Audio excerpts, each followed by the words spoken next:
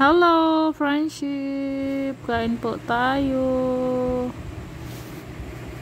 Ito, may prito tayong isda. Galunggong yata ito. May soka tayo with seaweed.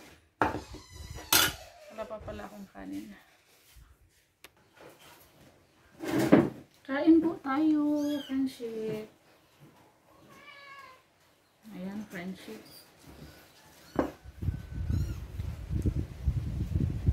Bangus. Ito yung binili ni Ruben kanina sa bayan, friendship. Galunggong. Kamay lang ako.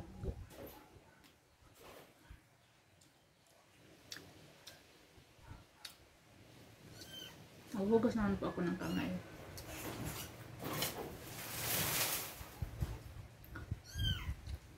So kanina pala, friendship, pumunta si Ruben sa bayan. Namili na naman ng materials. Grabe pala yung friendship. Laki ng problema namin. Laki pala ng magastos sa paggawa namin ng kulungan ng baboy. Hindi biro pala magpagawa, friendship.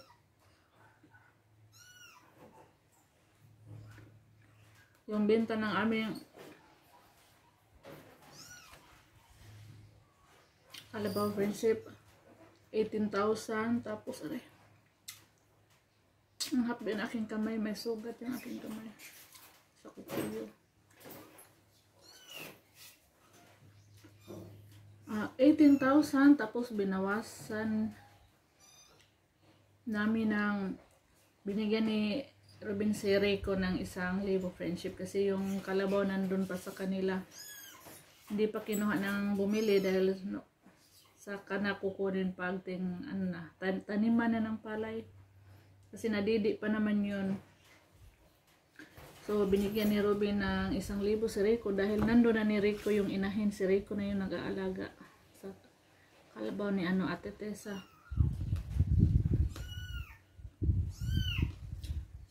Tapos yung 10,000, pinawiring natin. So, ang natira 7,000 lang, friendship. Tapos, pinaano pa namin, pambili ng pagkain, tanghali, tapos snacks pa. So may natira na lang 6,000. Marami po palang kulang, friendship. Nagpapidido si Ruben kanina, nagpa-estimate sa mga kulang, umabot pa ng 15,000. Hindi kasama yung labor. Yung labor, friendship, aabot pa sa 1 linggong trabaho siguro. Mahigit 10,000 pa yung labor. Ang laki pa ng namin, friendship, problema. Ang laki pa namin ng problema.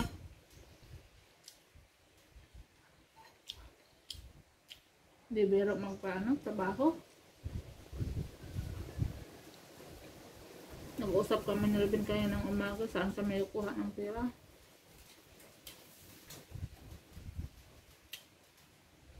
Naisip namin, friendship, kunin namin yung aming savings.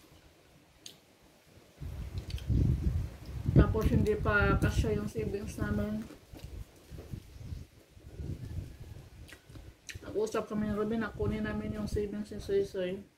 Hiramin muna namin yung kalahati. Saka na namin ilisan ba?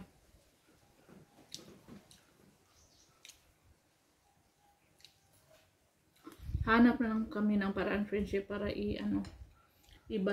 mabalik namin yung pera ni Soy sa kanyang account sa bangko niya.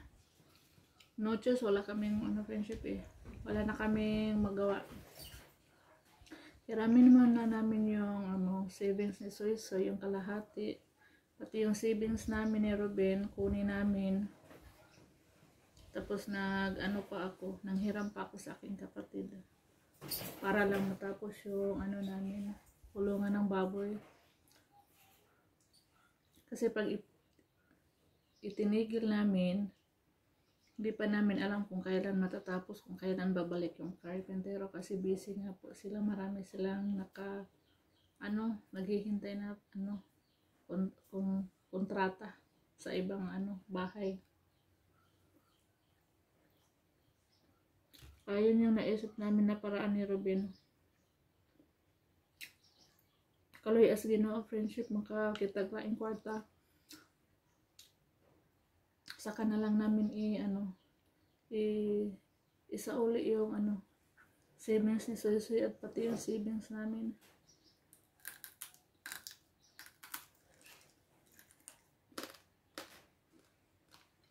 Nakakamot talaga friendship yung hindi makati. Pag wala ng pera. Kaya hanap ng paraan friendship.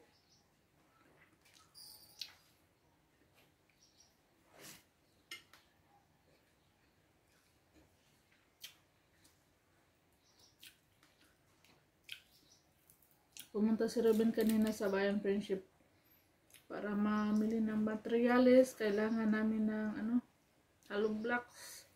Marami pang hollow blocks ang kulang, semento at saka yero, kahoy. Ngayon kami, nagpagabas, nagpasenso para sa mga kahoy.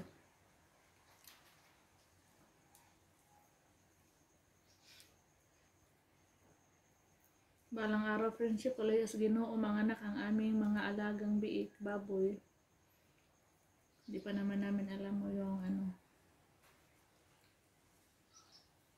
anak kong ilan. Kaloy as Ginoo friendship, ampo lang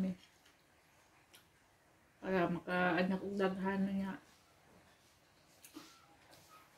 Benta tapos yun. Saulit natin yung pera ni Sisi. Nakasoy. Tapos nagsusulit kumain friendship. Hindi nagsuwa din siya dari lang halang. Yung sa labas kumain. Hi friendship.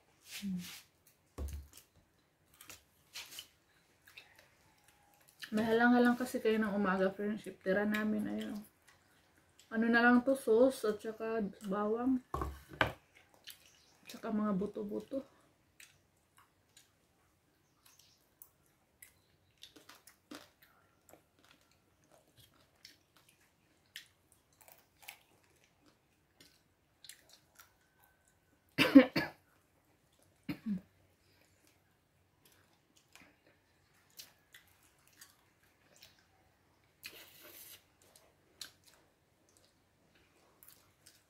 Kain tayo friendship. Mayroon din paksiw, ayan. Paksiw yung galungkong. Kaya kung sabaw sabi. Wala na yung sabaw. Sabaw. Tapos kaldero. Grabe pag magtrabaho friendship. Ang laki ng gastos. Akala ko kasya na yung namin, isang kalabaw. Hindi pala. Dapat pala pinapalaki pa namin yung kalabaw. Katong gamay ka na. Kasi pag malaki na yung kalabaw friendship, mga 3 years na siya, malaki na yung mabibenta, umaabot na sa 25, 35 to 40, yan na yung price sa kalabaw. Pag malaki talaga, umaabot sa 60. Pero ilang taon po yun alagaan? Mga 4, 5 taon.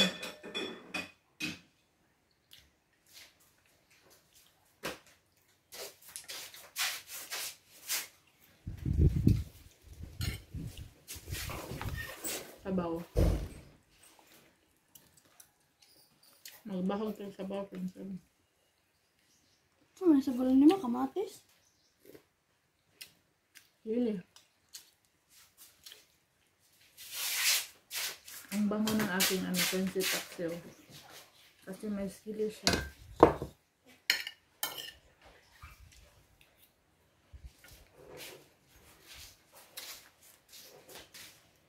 Hilig ko rin kumain ng buntot ng isda friendship.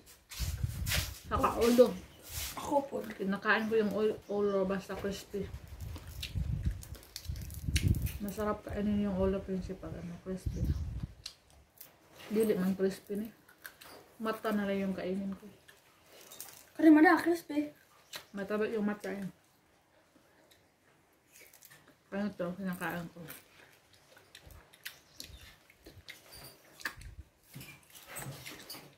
Mura mag-itlog nga balot ako ah. Ay, ikaw. Itlog sa balot. So ngayon, tapos lang ni Robin nagtanghalian friendship, nandun naman sila sa sapa. Nag-asenso. Para sa mga gagamitin kahoy.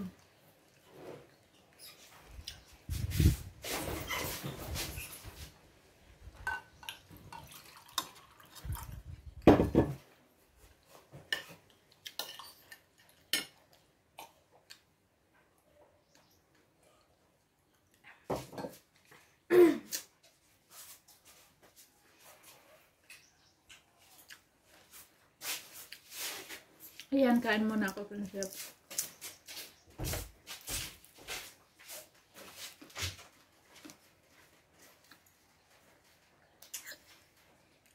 Ang susi na savings siramin natin, friendship, kasi yun yung malaki. Malaki na. Pero kalahati lang yung hiramin namin kunin. Kasi may savings din kami ni Ruben na yun. Yung sa aming dalawa. Sana magkasya na, friendship. Sa tindahan natin, friendship, update na lang po namin kayo kasi hanap pa rin ako ng paraan para makapagpabenta tayo. Sabi ni Ruben kanina, friendship, itigil yung pagpagawa. Sabi ko naman, hindi pwedeng itigil. Kasi pag itigil, kailan pa babalik yung karpintero, kailan pa matatapos, friendship. Mas mabuti nang hiramin muna namin yung pera sa mga bata kaysa itigil na pwede naman kami humanap ng paraan na mapalitan yung pera. Tagal namin ni Ruben nag-usap kanina para lang masolve yung problema namin. Di rin kami pwedeng mangutang sa mga nagpautang ng pera, friendship, kasi malaki yung tubo. Pag humiram kami na 1,000, pagbalik na siya, meron na siyang tubo 100 sa isang buwan. Mas lalo tayong dyan, taglid. Hindi tayo makakabayad kasi may tubo. Kaya inisip namin yung desisyon namin kanina na maghiram muna sa pera. Savings namin at sa mga bata.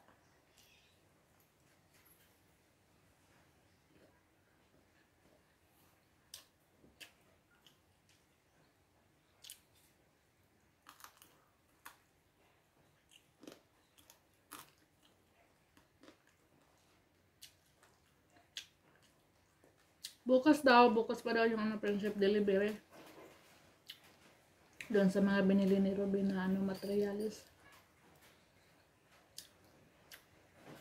Paano na lang pag mayroon pang kulang, hindi namin alam. Ano pa ba ngayon? Martes. Isang linggo pang magtrabaho yung karpentero, 3 sila. Tag 600 yung araw nila. So malaki-laki din sa isang linggo, friendship. Sana matatapos sila sa Sabado. Kasi Sabado